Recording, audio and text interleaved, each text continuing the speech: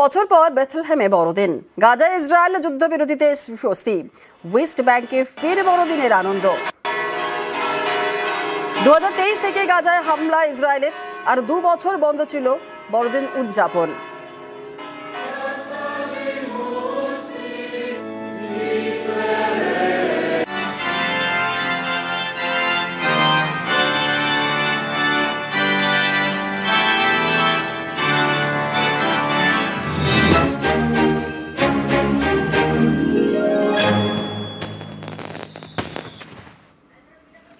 আর বড়দিনে অবশ্যই weather update তো আমাদের নিতেই হবে, কারণ বড়দিনে জাঁকিয়ে শীত রয়েছে। কলকাতার মরশুমে শীতলতম দিন আজ।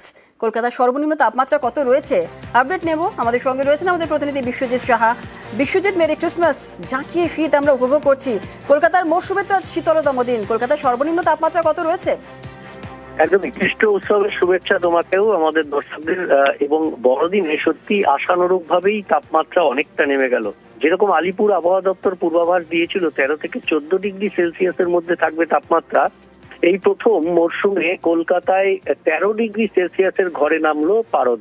এবং আজ সর্বনিম্ন তাপমাত্রা সকালে যেটা রেকর্ড হয়েছে 13.7 ডিগ্রি সেলসিয়াস। অর্থাৎ গত 21শে ডিসেম্বর আমরা দেখেছিলাম মরশুমের শীতলতম দিন ছিল কলকাতায় 14.4 ডিগ্রি সেলসিয়াস, এবং তারও আগে ডিসেম্বরের শুরুতে 6ই ডিসেম্বর ছিল 14.5 ডিগ্রি সেলসিয়াস।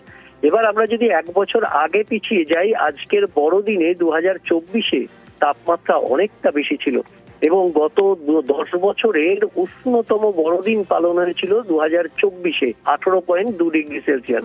অর্থাৎ সেদিক থেকে দেখতে গেলে এই মরশুমের অর্থাৎ এবারের বড়দিন আশানুরূপ ভাবেই বেশ আবহাওয়া থাকবে মনোরম। সকালের দিকে হালকা কুয়াশা কোথাও থাকবে, এবং তারপর বেলাতে পরিষ্কার আকাশ এবং তাপমাত্রা স্বাভাবিকের নিচে, অর্থাৎ বেশ মনোরম আবহাওয়ায় বড়দিন পালন হবে।